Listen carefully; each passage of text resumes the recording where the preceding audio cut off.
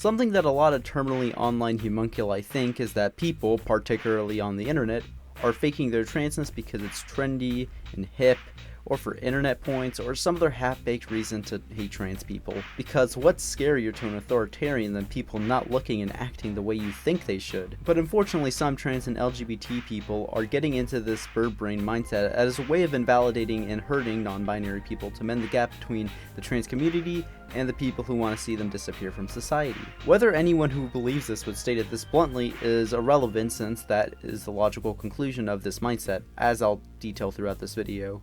The term that many people use in reference to this totally legit and real phenomenon is trans trenders. Trust me, that play on words is the only clever thing about this concept. But before I go into detail as to why I find this to be dumb, we should ask the question, what are trans trenders?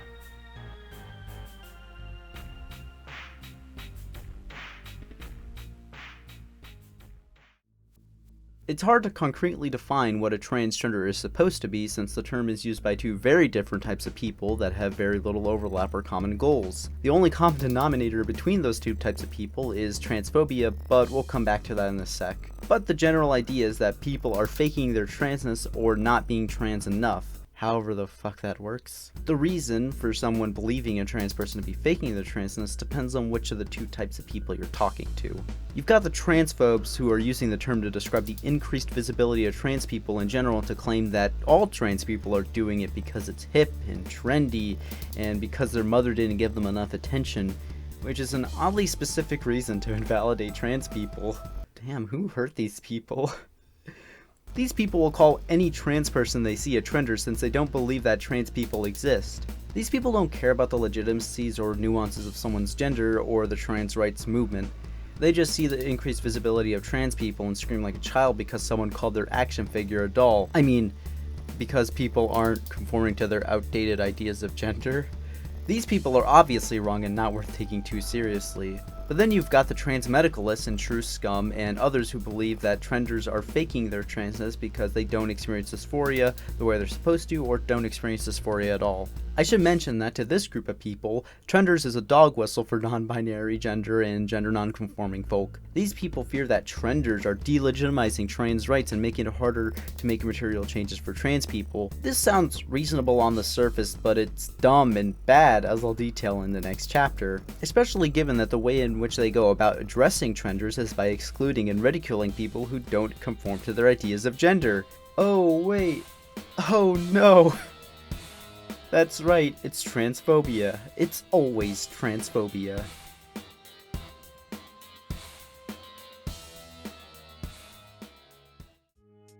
Wanting people to conform to your expectations of gender is exactly what most cis people and society at large want from trans people. So the fact that within supposedly trans-friendly spaces this sort of rhetoric is perpetuated, it's a bit of a problem. It's especially a problem when trans people pull this sort of shit on other trans people because they don't meet some arbitrary standard for being trans. This ultimately divides the trans community and deprioritizes the focus on material change for trans people while putting a focus on purifying the movement and optics. I'll let you guys in on a little secret. The legislators, politicians, and voters who are against trans rights don't give a shit about the optics of the people advocating for trans rights. They aren't going to suddenly change their minds because you invalidated other people's gender identities.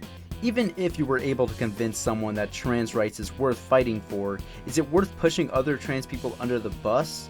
For the majority of politicians, trans rights aren't a matter of principle because most politicians are a bunch of lying terrorists who kill civilians. They can be pushed into giving trans people rights. Also, the conservative citizens who don't like trans people don't have that much political power compared to the protesters, activists, and other folk like that.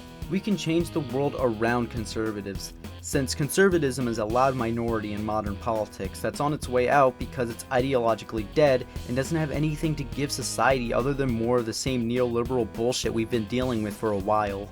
I suspect that a trans medicalist would bring up the different medical needs of binary trans people and non-binary trans people as a valid excuse to exclude non-binary people from the trans rights movement. But the thing is, just because someone is non-binary doesn't mean that they wouldn't transition.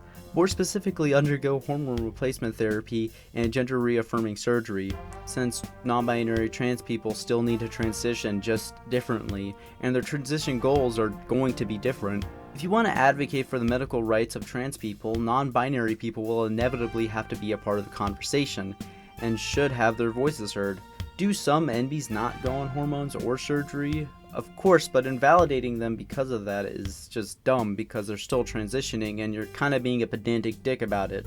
Just saying. Also, not every binary trans person decides to undergo hormone replacement therapy or gender affirming surgery, because hormone replacement therapy and surgery do not define how trans a person is. They're cool things that could help trans people, but they do not define the gender of a trans person. Also, not every trans person can medically transition, because that shit costs money. A lot of money that not every trans person has, because a lot of them are becoming homeless. I hope I don't have to explain why that would cost someone to choose not transitioning for a while. Defining the trans experience by medical procedures is reductive and doesn't represent all trans people, so stop doing it. Putting a focus on optics and purifying the trans rights movement doesn't help the trans community at all, because there's shit that has to be done. Homeless trans people that need to be put in homeless shelters that fit their genders, more trans acceptance in public spaces, bathrooms, and jails, more acceptance in hospitals, and less price gouging for their medication and medicine in general. Hot take. Those goals can't be met by pushing non-binary people under the bus, since those people are intersectionally oppressed in the same ways as binary trans people. Not only will we have a stronger movement if we include NBs, but we'll also be helping non-binary trans people get access to the resources they need, which I view as a big win, because helping people is good. Another thing a lot of people say in defense of excluding non-binary trans people is that real trans people map their gender onto reality, which implies that non-binary people don't. Most trans people and allies understand that gender is separate from biological sex. I mean, trans people are defined by the fact that their gender is different from their biological sex, but I digress. Gender is mapping someone's biological sex to an expected role in society. Male-bodied people are expected to play one role in society, while female-bodied people are expected to play a different role in society. Those roles depend on what society, time, and place you lived in. So basically, gender is made up by whatever society you live in. It's assigned qualities and characteristics based on whether you have an innie dick, an outie dick, or a different kind of dick. What people mean when they say that real trans people follow reality is that real trans people conform to Anglo-centric ideas of gender.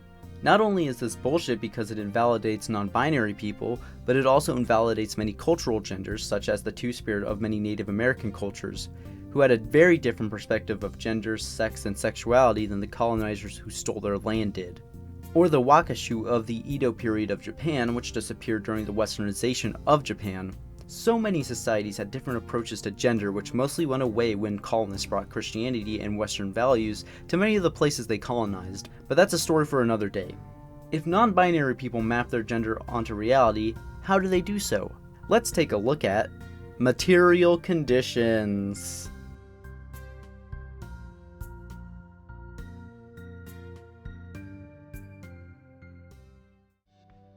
As I said earlier, trans people map their gender onto reality, but the way they do varies from individual to individual. Not to mention how gender is a very personal subject, and I don't want to speak over or generalize or misrepresent non-binary people, so I'd recommend any NBs in my audience comment about their experiences or link to videos about their experiences if they feel comfortable doing so. With that said, here are just some of the ways that trans people base their gender on reality.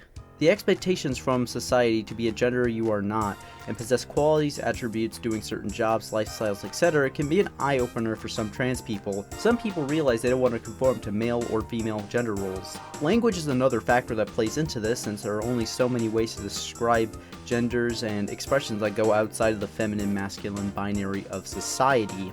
Neopronouns, which I made a whole video about, is a material response to the limited language to refer to non-binary people, as well as dysphoria, which is a response to one's body not matching their gender. Dysphoria isn't necessary for being trans, but it's a good indicator that someone is trans. Put a simpler way, people with dysphoria are trans, but not all trans people are dysphoric. The ways that people treat you also play into this. Again, I would like it if any NBs watching could add their thoughts and push back against things I say that misrepresents their experiences. My biggest problem with trying to quantify the transness of someone is that it can't be done. What I mean is that people's identities are their own and they define what and who they are. The respect that binary trans people get from trans medicalists to not have their gender questioned should be extended to non-binary people. I think that we should take people at their word if they say that they're non-binary, gender fluid, or anything. This leads me to my final point about people faking being trans for attention. The dumbest point in this mess of dumb points is that people fake being trans for internet brownie points. I feel like I don't have to mention how openly trans content creators get buried in harassment, death threats, threats of violence, doxing, and other bullshit meant to ruin their lives. The only content creators I can think of that didn't receive backlash are ones that are in communities that don't tolerate and aren't amused by this bullshit. I get comments almost every day from weirdos trying to get me to kill myself because I'm open about the fact that I'm a trans woman, or said that someone they like is wrong. So imagine a content creator who has a following who is trans, or suddenly comes out as trans. Imagine the tons of comments ranging from ignorant and myopic to toxic and harmful. I can't imagine how mentally taxing and degrading looking through all those comments could be. Not to mention how society treats you when you come out as trans. You get remarks ranging from how do you know you're trans, are you sure you're trans, to more invasive questions or insincere comments about one's gender. It's easier to present as the gender society expects from you, rather than potentially outing yourself as trans to someone who could be bigoted. Trans people live in a lonely, isolated world where they can't be their true selves without being called a freak, a sexual deviant, a liar, and being told by society that any progress they make towards transitioning will never be enough. Not to mention how society does everything to lower the chances that someone realizes they're trans, by making it taboo to talk about gender in any way that goes outside the masculine-feminine model. So forgive me for dismissing the idea that trans people are faking their transness for internet brownie points or attention. If you make these arguments, go to therapy and work on your issues and trauma like a normal person, please.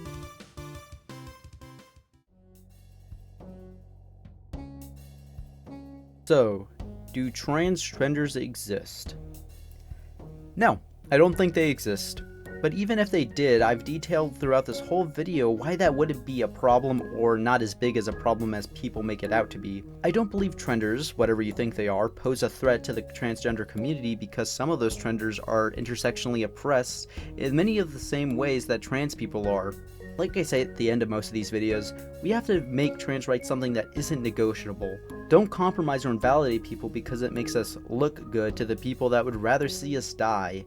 You're not being the bigger person, you're just being a bootlicker. Now if that made you uncomfortable or ashamed, I'd like you to grow the fuck up, you big fucking baby!